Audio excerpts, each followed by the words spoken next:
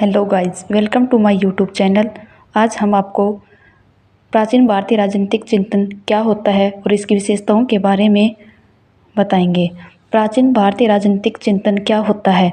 प्राचीन का अर्थ होता है पुराना, यानी राजनीतिक जो अध्ययन यानी कि चिंतन यानी राजनीतिक जो राजनीति से संबंधित स्रोतों का अध्ययन करेंगे, जो राजा के कर्तव्य उनको जो सिद्धांतों उनके विचारों और कर्तव्यों का अध्ययन करेंगे। प्राचीन जो है भारत राजनीतिक चिंतन में धर्म व राजनीति को एक साथ जोड़कर देखा जाता है। इसमें आध्यात्मिकता पर बल है, यानी कि इसमें राजा को आवश्यक तत्व माना गया है। राजा का कार्य क्षेत्र अत्यंत व्यापक है। प्राचीन भारतीय राजनीतिक चिंतन वैदिक काल से लेकर मुगल काल तक माना गया है, लेकिन कुछ लोगों ने जो गुलामी यानी कि हमारा जब भारत आज़ाद नहीं हुआ था तब लोगों ने इसमें भ्रम फैलाया कि प्राचीन भारतीय चिंतन अति साधारण स्तर का है। कुछ विद्वानों ने इसे आदर्शवादी अव्यवहारिक माना। प्राचीन भारतीय राजनीतिक चिंतन में वेद, पुराण, उपनिषद प्राचीन भारतीय चिंतन के उत्कृष्ट उदाहरण हैं। जो राजनीतिक जो चिंतन होते हैं इसमें राजधर्म को राजशास्त्र, रणनीति और नीति शास्त्र अनेक नामों से हमें से जाना जा सकता है।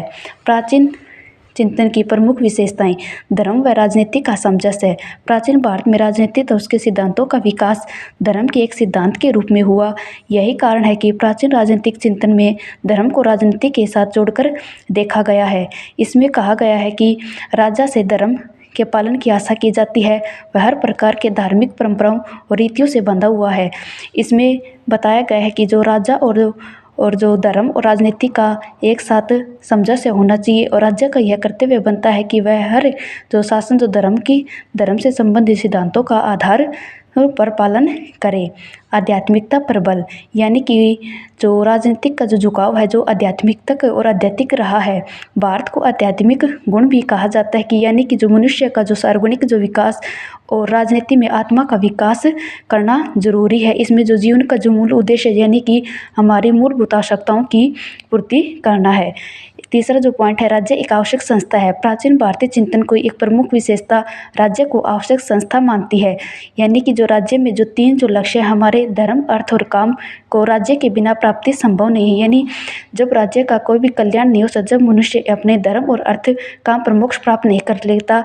लेकिन जो अराजकतावादी है, जो कुछ लोगों ने इन्हें अनुपयोगी मानते हैं और व्यक्तिवादी राज्य को आवश्यक बुराई मानते हैं, उन्होंने कहा कि जो भारतीय चिंतन राज्य को अति आवश्यक माना जाता है। इसमें मनुष्य की भौतिक आवश्यकताओं की पूर्ति का साधन है और आत्मा का विकास करने का भी माध्यम है।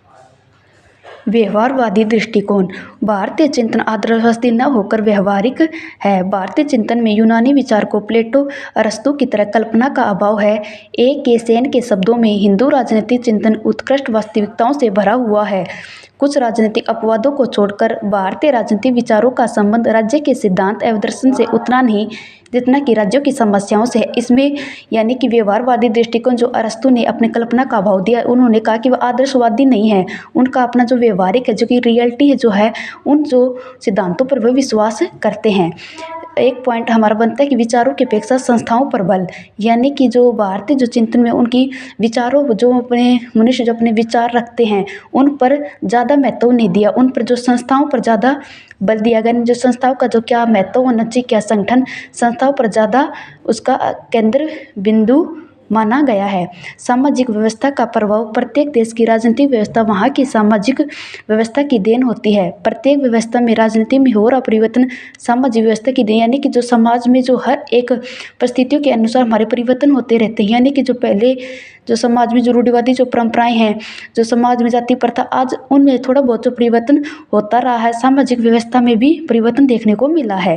राज्य के व्यापक कार्यों का वर्णन, यानी इसमें चिंतन में जो विद्वानों ने कहा कि जो राज्य के क्या कार्य होने चाहिए, उसकी क्या योग्यताएं होनी चाहिए, उसके महत्व, हर एक कार्य का उसमें वर्णन किया कि यानी राज्य का जो कर्तव्य होना चाहिए, प्रजा की रक्षा करे, उसकी भलाई करे। इसमें चिंतन में उसकी प्रमुख विशेषताओं का वर्णन किया गया है। एक है राज्य के विस्तृत कार्य क्षेत्र पर बल। भारतीय राजनीतिक चिंतन आदर्शवादी तो है, परंतु इसमें कहीं भी व्यक्तिवाद की झलक नहीं मिलती। भारतीय चिंतन में राज्य का कार्य क्षेत्र अत्यंत व्यापक है। राज्य न केवल व्यक्तियों की रक्षा करेगा बल्कि उनकी भौतिक आवश्यकताओं की पूर्ति करेगा। राज्य इसके बाद नैतिकता के मार्ग पर प्रेरित कर अंतिम लक्ष्य आत्मा का विकास की प्राप्ति के लिए वातावरण उपलब्ध कराएगा। इसका मतलब है कि जो राजनीतिक जो चिंतन है वो आदर्शवादी तो है, लेकिन कहीं पर हमें व्यक्तिवाद की झलक भी दिखाई मिलती है, नहीं मिलती। यानी कि इसमें जो राजा है, जो राजा होगा तो तभी हमारे राज्य का निर्माण होगा। राजा है तो राजा राज्य का निर्माण करेगा, तो राज्य ऐसा नहीं कि वो व्यक्तियों की रक्षा करेगा, बल्कि जो मनुष्य की जो रोटी पकड़ा मकान, जो आवश्यकताओं उनकी सभी की पूर्ति करना उसका कर्तव्य है। राज्य की जो अपने जो वहाँ पर राज्य में जो शांति व्यवस्था को बनाए रखना, जो कोई लड़ाई झगड़े करता है उनके लिए भी एक स्वच्छ वातावरण उपलब्ध कराएगा। एक है राजा की सर्वोच्च सत्ता पर बल, यानी कि भारतीय जो चिंतन है उसमें राजा की सर्वोच्च सत्ता पर ज़्यादा बल दिया गया, राज्य को सर्वोच्च माना गया है। इसमें दैवीय गुणों का समावेश किया है। इसमें कहा है कि कौटिल्य ने राजा और राज्य के बीच कोई अंतर नहीं किया, राजा का सर्वोच्च स्थान दिया गया है। राजा सनातन देव का रूप होता है, यानी कि जो राजा के अंदर ही सभी देवता निवास करते हैं। राजा ही प्रमुख, राजा के पास जो असीम जो शक्तियाँ होती हैं, राजा और राज्य के बीच में कोई भी अंतर नहीं होता। राजा से ही जो राज्य का निर्माण होता है, राज्य ही जो है राजा की उत्पत्ति होती है। दंड पर बल, भारतीय राजनीतिक चिंतन यह मानता है कि मानव में आसुरी शक्तियों की प्रधानता होती है, अतः उसको नियंत्रित करने के लिए दंड की आवश्यकता होती है। भारतीय चिंतन में कठोर दंड का प्रावधान है, जिससे समाज में संदेश जाए और अन्य लोग कानून तोड़ने से बचे। प्राचीन विद्वानों ने इसे दंड नीति के नाम से पुकारा। मनु, कौटिल्य सभी ने दंड पर बल दिया है।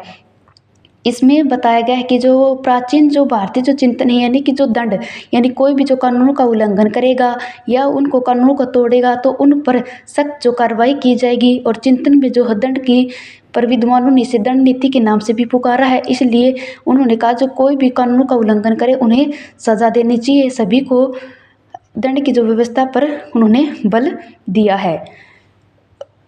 इसका हम निष्कर्ष के माध्यम से लिख सकते हैं कि यानी कि जो प्राचीन काल में उसमें राजनीतिक समस्याओं का भी पर विचार नहीं हुआ, बल्कि उनका समाधान भी प्रस्तुत किया है। यह उस समय हो रहा था जब पश्चिमी व्यवस्थित अध्ययन भी शुरू नहीं हुआ था। भारतीय चिंतन यथार्थवादी, संस्थावादी अथवा अंतिम लक्ष्य की प्राप्ति पर बल देता है। यानी कि जो भारतीय जो चिंतन है यथार्थवादी, यथार्थ जो हमारी जो रियलिटी, जो संस्थावादी अंतिम लक्ष्य की प्राप्ति पर बल देता है। जो प्राचीन जो भारतीय चिंतन से निष्कर्ष में हम ये लिख सकते हैं। प्राचीन भारतीय चिंतन के हमने जो विशेषताओं के बारे में डिस्कस कर लिया। नेक्स्ट वीडियो में हम चिंतन का महत्व समझेंगे, उसके जो क्या क्या जो स्रोत होते हैं उसका वर्णन करेंगे।